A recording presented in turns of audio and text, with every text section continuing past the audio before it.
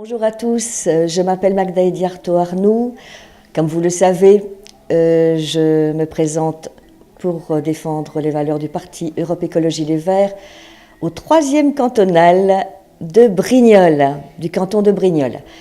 Vous avez à côté de moi Pascal Noël qui se lance aussi dans l'aventure et je suis très heureuse qu'il soit là, c'est la même équipe et cette fois-ci, on est partant pour gagner. Je vous explique un petit peu pourquoi on se remet dans le bain. On est fort critiqué, soi-disant on va faire éclater la gauche, soi-disant on fait le lit du Front National. Non, on est un parti qui a des idées. L'écologie, c'est d'abord, pour être heureux, vivons dans un monde, si possible, où il y a la solidarité, le partage, une vision que nos enfants viennent après nous. Et que cette terre que nous avons reçue, eh bien, on la rende à nos enfants aussi propre que possible. Qu'est-ce que c'est que ces cantonales qui vous poursuivent?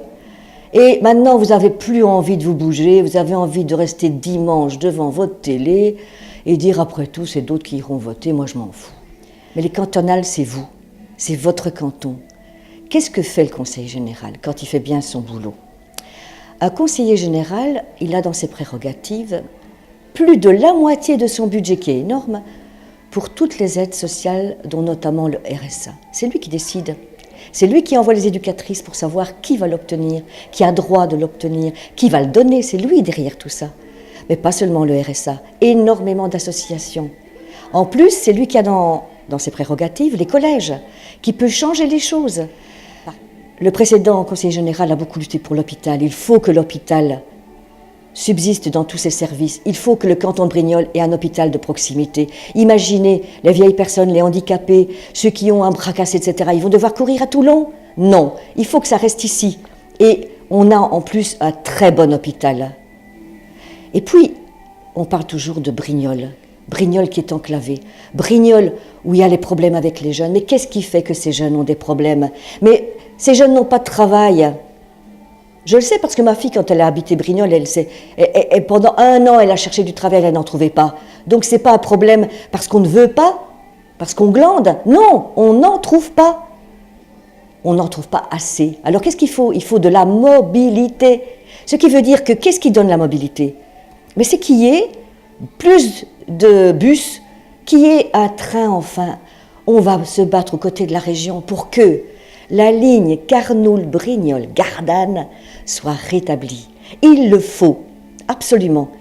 Et en même temps qu'il y ait une gare routière qui relie tout le canton. Et tout le canton à toutes ces grandes villes où potentiellement les jeunes et les moins jeunes et ceux qui ont besoin de se déplacer peuvent se déplacer sans prendre la voiture. Et vous savez que ça, c'est aussi un gros argument parce que se déplacent ceux qui peuvent. Je vais continuer sur ta lancée, Magda, en parlant du transport parce que les personnes âgées qui restent à domicile, elles ont, pour une grande majorité d'entre elles, un gros problème de mobilité aussi. Et dans mon petit village de la Selle, je connais plusieurs personnes âgées dont je m'occupe, qui sont semi-dépendantes, qui ont besoin d'aide à domicile pour certains actes de la vie courante, mais qui pourraient éventuellement aller faire un petit saut à Brignoles pour faire quelques courses, aller voir le médecin, aller voir le dentiste ou aller à la banque. Et là, le problème, c'est qu'il n'y a aucun transport pour effectivement aller de ces petits villages, que ce soit la Selle, que ce soit Camps, que ce soit Le Val ou que ce soit Vins, et donc venir sur Brignoles. Pour ce qui est de la prise en charge des personnes âgées, effectivement, il y a plusieurs organismes qui interviennent. Voilà. Donc il faudrait pouvoir avoir une coordination de tous ces personnels. Et pour ça, il existe un service du Conseil général qui s'appelle le CLIC. Ce CLIC est composé à l'heure actuelle d'une assistante sociale. C'est tout. Il n'y a personne d'autre pour intervenir. Et il faudrait absolument majorer ce service en adjoignant au minimum une infirmière coordinatrice. Ce serait vraiment l'idéal, de façon à pouvoir coordonner tous les soins des personnes âgées à domicile. Il y a plein d'organismes qui sont des organismes avec des en-têtes très importants. Et quand vous grattez un peu, vous voyez que ces organismes, en fait, ont très peu de subsides. Donc du coup, il n'y a pas d'action réelle. Donc ça aussi, il faut éviter qu'il y ait cette accumulation d'organismes avec juste une belle étiquette, comme si on faisait quelque chose, et que derrière, on ne donne pas les moyens pour vraiment agir sur le terrain. Il ne suffit pas d'être élu.